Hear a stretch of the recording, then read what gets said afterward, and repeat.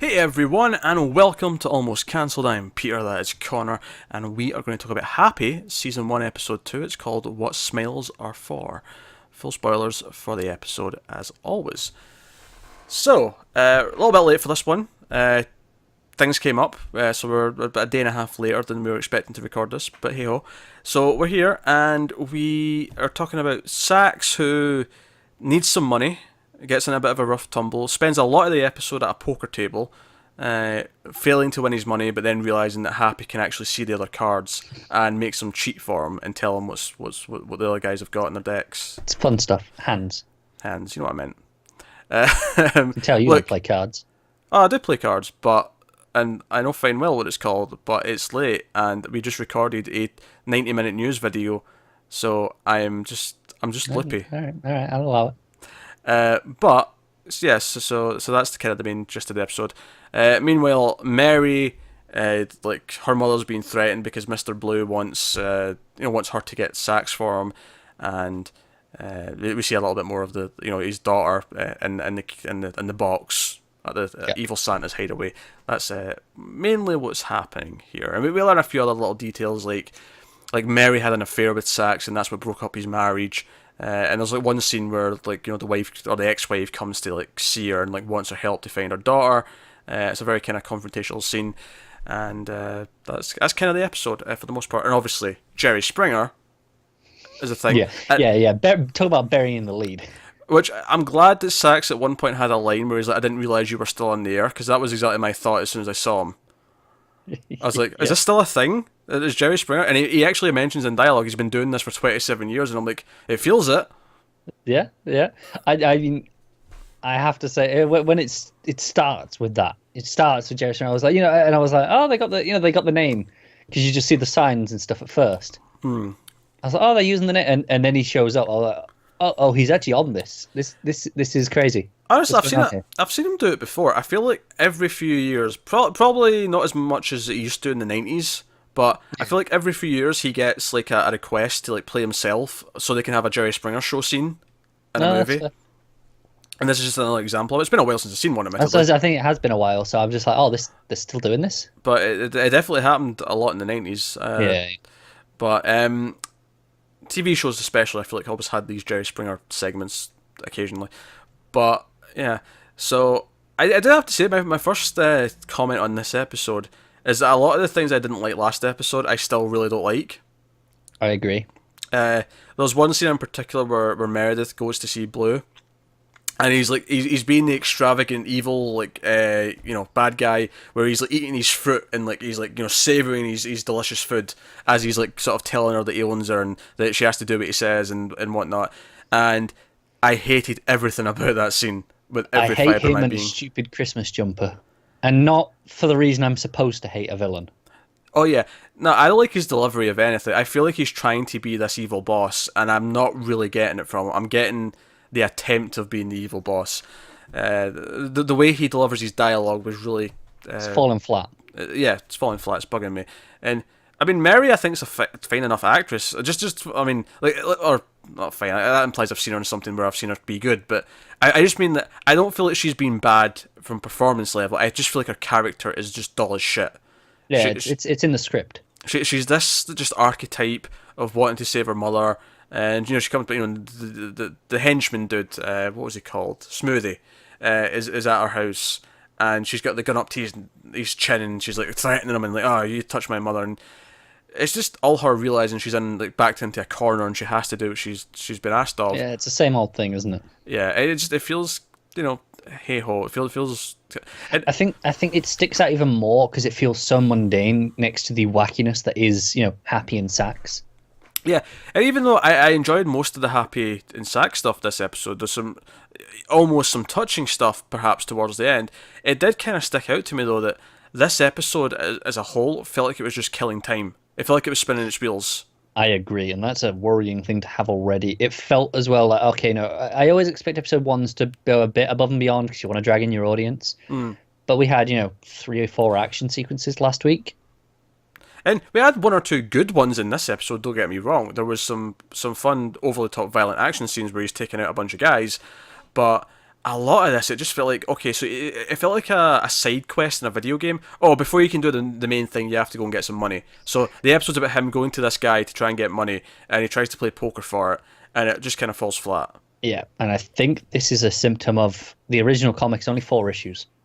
So it's about 130 pages long for the entire thing. And Joe, the sad part is, at the end of the episode, when he, like, because it goes back to Jerry Springer, and Sax finally says, okay, I'm going to go save this girl. Like, that's kind of how the episode ends. It ends with him pulling over and saying to Happy, right, let's go get her. Let's go do it. He finally makes that choice. I feel like, okay, we never had this in the comic, as from my understanding, it's more that he just accepts it and goes, or at least quicker. Yeah. Then, there wasn't these subplots with the gangs and, like, all this nonsense, right? And it's funny because at one hand I see, okay, this is a symptom of them stretching it out over 7 episodes as opposed to maybe what 4 would have been, given those 4 issues of the comic. But the thing is that I feel like this story of him making the choice to actually accept that it's not really there, is it? Like even if it's not so much that he's accepted that he's the father yet, just the simple idea that he's accepting that he should save her regardless, right? Yeah. That actually has potential. I feel like that story could be really kind of touching and really like, no, he makes that choice that despite how much of a shitbag he is, despite everything he's done, and they set up the idea that his daughter like saw one photo of him and sort of has it in her head that he's a hero, and maybe it reminds him of being a better person. And I feel like there's potentially, like, you could have easily done a whole episode that was about him making this choice, and it could have been riveting stuff. But instead, it felt like most of the episode was nothing to do with that, and then it was just like one scene. It's like, okay, all right, I'll go do it. Yeah, it was like one scene at the end as opposed to the whole thing. And I feel like that emotional journey would have been way more interesting than him. It's not to say there wasn't any funny things that happened while he was playing poker. There was a couple of fun moments. But ultimately, it feels a bit redundant. It does. I'm sorry to say, I'm feeling quite down in the show after this episode. I hate to say it as well, but I kind of... I don't know if this is just an episode 2 syndrome, where it's like, okay, it's doing. We've seen this before, where episode 2 will really suffer after the first one, and then 3 will kind of pick its way back up. I'm hoping that's kind of best case scenario, because this is not great. I think like the Happy and Sax when they're actually interacting is still solid. That's still pretty consistent. I mean, it's good, but I think the problem with this episode is that while that's good, it's still happening while it's kind of just spinning its wheels and it's still wasting time. It is. I will say something I did like. I like what they're doing with the daughter and the evil Santa. I did like that stuff, actually. My opinion of it's a little bit clouded. I like it in theory. Okay. My problem with it was I knew what was happening the second she started talking to... Oh, yeah, I knew what it was doing, but... I don't know, because there was a moment later on when it revealed that she was actually talking to the bad guy. Like, because it sounds like it's another kid in another box, and it's going, and I'm like, okay, it's not going to be a kid, because they're making a point of not showing it's a kid, so it's going to be the Santa dude. Yeah. And I don't know, it's just when it revealed it, I felt a bit of a sort of like, okay. I agree. I think the actual reveal seemed weak in that sense, because like I say, you kind of get what was going on immediately, but I think it's still, for me at least, it played quite well in the sense that this is still kind of creepy. And the actual reveal, while fell flat, I liked the when he's there talking and it's the kid's voice coming out. It's a creepy idea, I think. Yeah, I mean, he's creepy. He was creepy last episode as well. Yeah, I think there's clearly things here that work. But what's funny is, even as someone who's not read the comic, it feels like the things that are from the comic are working, but anything else that's been added in to stretch it out is dragging it down for it, definitely. But that's the weird thing about my complaint about the plot spinning its wheels in this episode, is that, like I said, I actually think that the story of him deciding to make that choice is actually a great idea for an episode plot. It's just they don't focus on it for most of the episode. Yeah, exactly. It's like, okay, so the comic was always going to be 4 issues, so we didn't have time to do that. If we're giving it more episodes, we've got time to do that, so let's do it. That's not a problem at all. That's that's something that's worthwhile, and having these adaptations to do extra things, make it different and original. But it doesn't. Like I said, it does kind of just waste its time for most of this episode. Yeah, because when it ended, I thought, okay, that was a nice moment. You're happy being happy that he's made the choice, and he gets in the car and the car drives off. So I'm like, that was the perfect ending moment for this episode. It's just a shame that 95% of it didn't actually build up to it. I agree. This could have been such a really focused episode on that, and bizarrely, as much as I'm saying that's a good idea, it almost feels too early as well at the same time. That feels like it should be the midpoint. Yeah, it feels like no, he's finally made this choice. And I know that sounds like a weird complaint given we're saying that it feels like it's dragging its feet, but this is actually kind of one of the weird things is that it's doing both at the same time. I think, yeah, if we hadn't had that moment at the end, I think I'd be complaining less about it dragging its feet because it'd be like, oh, that's just what this episode is. But then because it gets to the end and goes, okay, no, we're doing this now, it's like, okay, so why did we do all that then? If this is what the episode's about at the end. I'll slightly disagree with that because I feel like even as soon as it was about him going to get money, and we cut back to the poker table for the second time, I'm like, well, really? We're just spending this whole episode about him getting money? Okay, but here's the thing. Yeah. If the episode was about him getting money, it wouldn't feel like it's dragging its feet because it's like, okay, that's what this episode is. Whereas now, when you get to the end, you're like, well, it's not about that. It's about him making this decision. I think my issue with that, though, is that it felt from the get-go, it felt like just such a... You know when you're playing like an RPG in a video game, right? Yeah. And you have those like quests that aren't main quests. They're just collect the things for the resources. It felt like that in TV plot form. And it felt like that as soon as he said he had to get money. And I'm like... I know what you mean. I do know what you mean. But I think at least that can be fun to do. It's not inherently wrong. But when you get to the end and realise what the point of the episode is, it does feel like, well, why didn't we spend an episode doing that instead of an episode doing something else and then this at the end? It feels like it was like, okay, we want to have this moment here. I mean, hell, it's Christmas themed. Have the episode be like Happy Won't Leave Him Alone, and he points out like kids with their parents, and then kind of like a almost Scrooge thing where he's pointing out happy families and sad families in the street, like and make it like Christmas in the night in New York City, and like I feel like there's things you could do there, and have Happy try and convince him, and eventually lose hope, and then have the moment where he goes away, and then Sax finally kind of has his moment. Yeah, like that could have been a good episode. And instead, I was like, I felt like most of that just wasted my time. I agree. Unfortunately, and I was pretty excited for this, and I was still pretty upbeat on last week's episode. I mean, we had problems, but I enjoyed it. Yeah. Unfortunately, I think episode 2 it dove more into what I didn't like, and it did. Gave me some new problems. Yeah, I agree.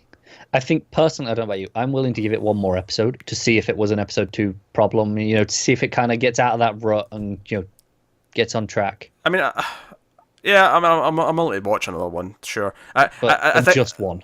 I think the telling sign is though, and you said this yourself. A couple of days ago, we were scheduling what we're recording for the week. We're like, okay, so we're going to do this day, this day. This is what's coming up this week, and we completely forgot Happy existed. It's only episode 2. We've only had the premiere last week, and we completely forgot it existed and didn't schedule it. And I went, oh crap.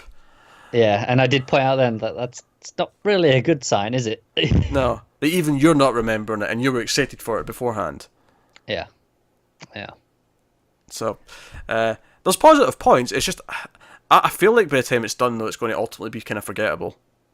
I agree, and like the points in this, the good points felt few and far between. It was like, okay, here's a moment. Yeah. None of them were as memorable as the first episode. No, I mean, from a comedy point of view, the only real highlight was Happy snorting the cocaine by accident and going nuts. Which, by the way, like the imaginary friend can snort in an actual substance. What's happening? This is the thing. It's really like because he has to be able to interact with the world in some degrees because he gets trapped inside boxes. He gets trapped inside the washing machine in this one. Oh, sure, yeah. But he can snort cocaine. But then, it's strange the rules. I think he's there. He just doesn't get seen. Because, Sax grabs him and squeezes him, and he's always dodging around things. So I assume that he can still be hit. If a bullet would hit him, it would still hit him. He's just invisible. But would it kill him? Would it hurt? Hurt, yes, because he seems to feel pain when Sax squeezes him. That's Kill true. him, probably not, because he's not really alive in that sense. Oh, well, okay, so the plan is to do episode 3. Next week. Yeah, if it's more gang shit, I'm out. Yeah, if it's more like this one, I'm probably dropping it hard, because I'm not feeling any of the plots that aren't Happy in Sax, and then in this one, even that feel like it was just dragging its feet the whole time. And I'll be honest, I'm being lenient because it's a quiet time of year. Yeah. So let us know what you thought of this week's episode. Maybe you liked it more. in the comments below. Like, subscribe, all that stuff. Get us on the Twitters at mail_fuzz for channel updates. If you want to support the channel, head over to patreon.com/mailfuzztv. You can do that over there. But otherwise, that is us. So thank you once again for watching. Keep watching TV, guys. Have you got any vanilla?